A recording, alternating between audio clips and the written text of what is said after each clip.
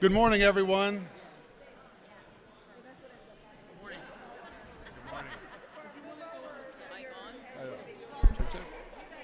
Can you guys hear okay? All right, he's going to get started. Good morning, everybody.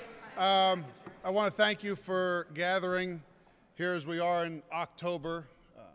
I think it's important to recognize that the group of legislators, not only that you see behind you, but they've been a part of our House Republican caucus this term, have worked extremely hard, even from a position in the minority, to advance public policy that we believe will make an impact on the Commonwealth of Pennsylvania.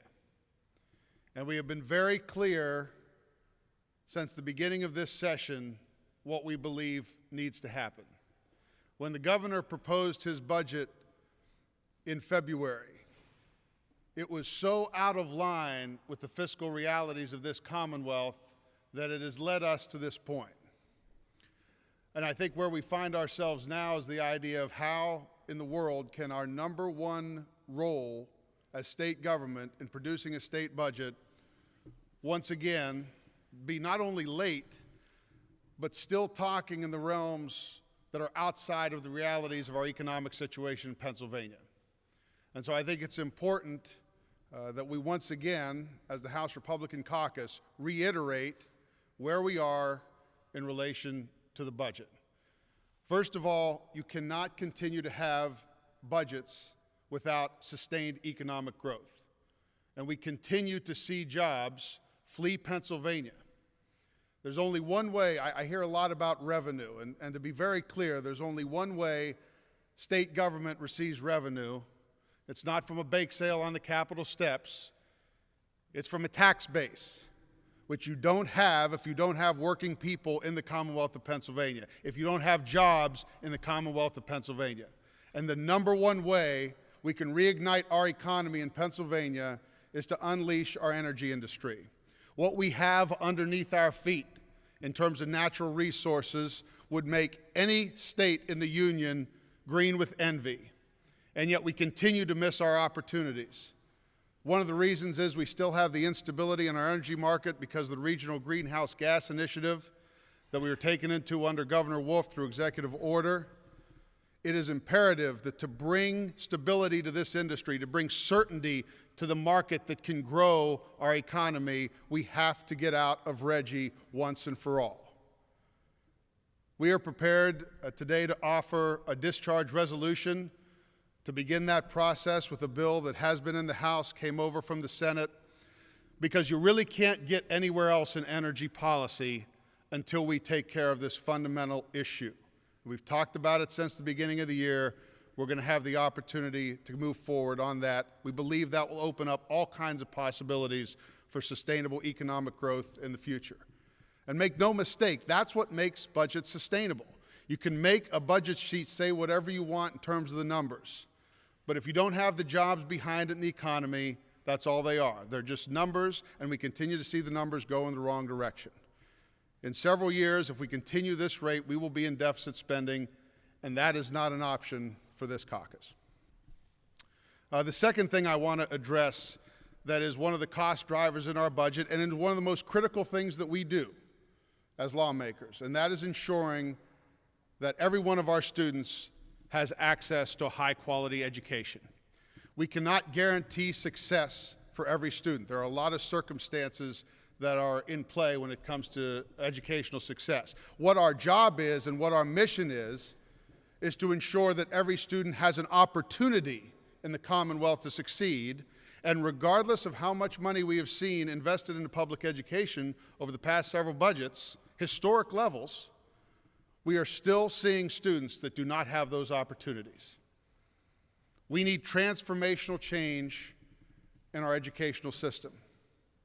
And we have talked about that for years. We believe that there are opportunities in this budget, not just to continue to invest, but also transform that system.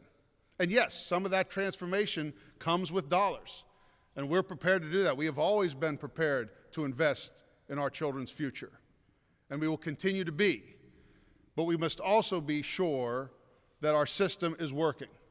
Things like the science of reading and structured literacy to ensure that our kids are able to read.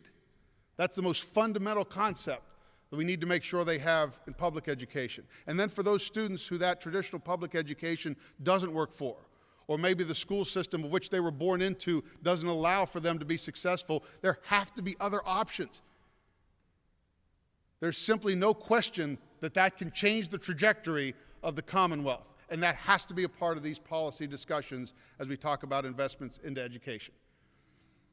And then finally, being able to adjust the costs moving forward by offering benefit integrity and ensuring that our social safety net programs are there and are sustainable for those who absolutely need it here in the Commonwealth. And if we don't make adjustments to the sustainability of these programs, they will either cease to exist, or we will face the most massive tax increase in the history of the Commonwealth and continue to watch our population flee to South Carolina, to Florida, or even to Ohio and West Virginia, our neighboring states.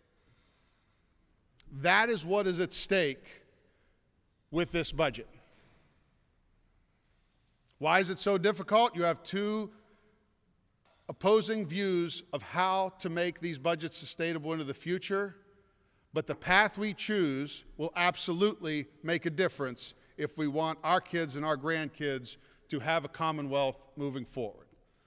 I don't stand before you as a leader, and none of these legislators do, with the understanding that whatever product comes out will somehow be everything that I want or we want. We understand the difficulties of divided government. I would say in a 102, 101 House, we understand better than anybody what divided government looks like. But divided does not mean dysfunctional. It does not have to be dysfunctional. We can set a tone in this chamber and this state government that can reverberate throughout America if we put our minds to it and do it. And there are opportunities for us to do just that.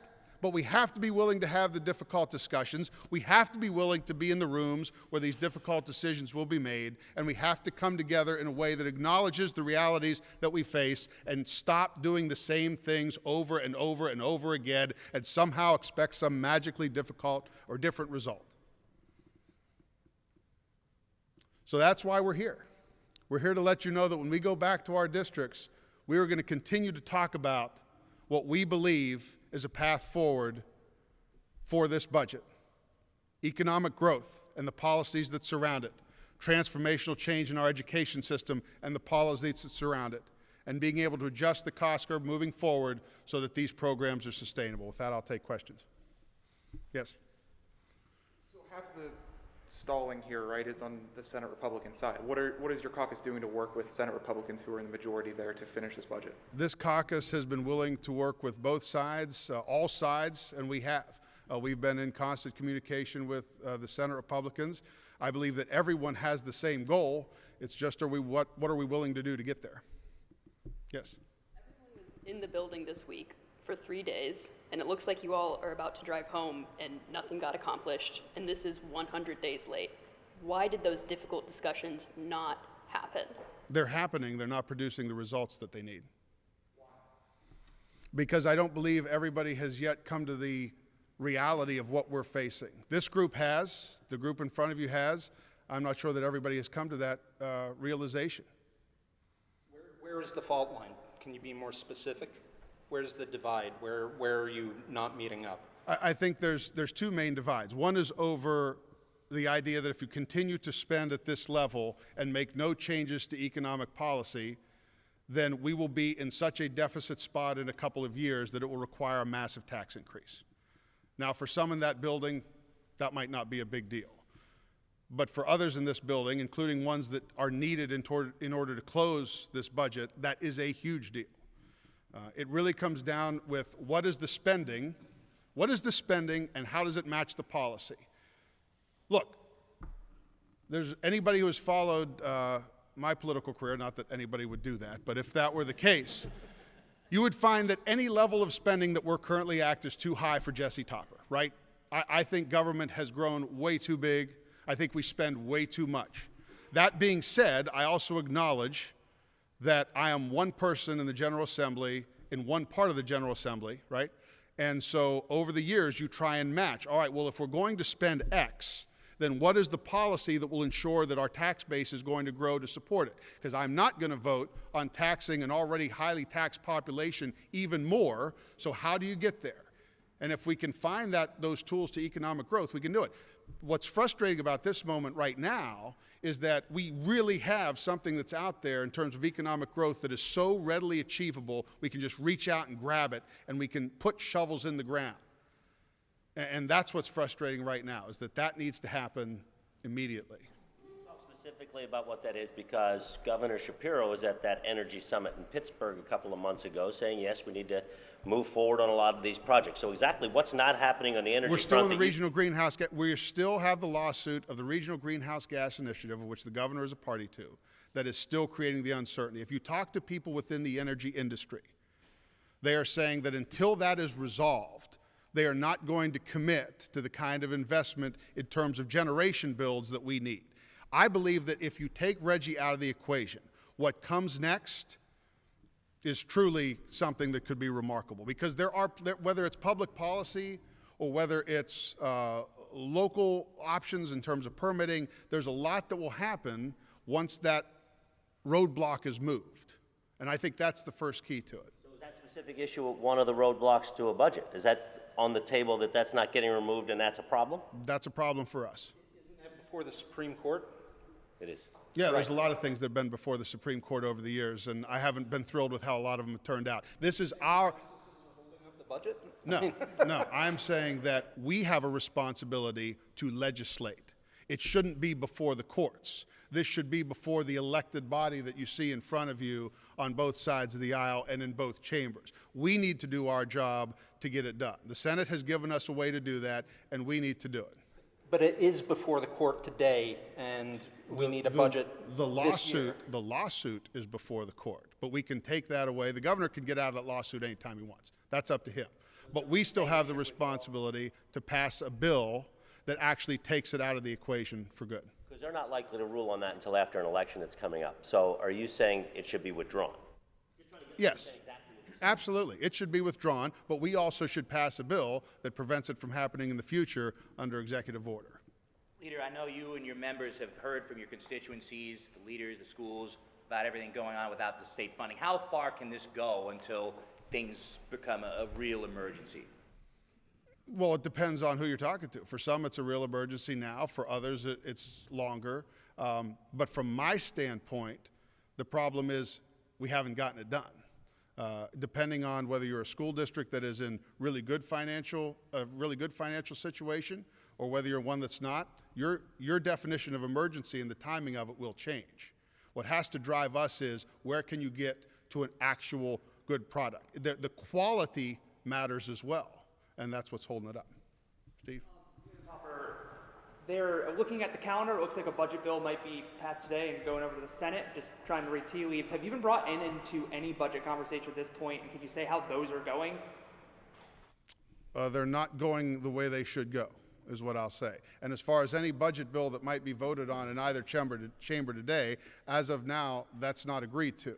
So if we continue the idea of sending bills back and forth, then you're going to continue to have the same result. Does that apply just as much to Senate Republicans as House Democrats? That applies to everybody. Is there a magic number at this point where if you got spending under that figure, you think you could strike? No, because again, the spending number has to match the policy growth. I mean, I don't see any option on the table where people are talking about cutting billions of dollars so that we can make sure in several years we're not in deficit spending, which means there has to be policy to match to grow the economy on any number.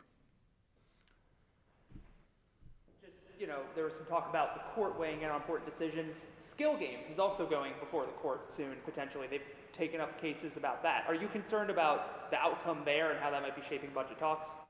No, I'm concerned about making sure that any policy we advance, including in the gaming world, is good for Pennsylvania. And that's what we have to focus on. You guys can guess on what the courts are going to do as much as I. I have decided that that's a fool's errand for me. We have a job to do, and we plan to do it. Senate Democrats this week said Stacey Gary doesn't have the authority to issue loans to county agencies. I understand the Senate today will probably look at it to make those interest-free. What do you make of Democrats saying it may be more like a Well, then the political. Senate Democrats can be helpful in passing a budget. Okay, thank you, everybody.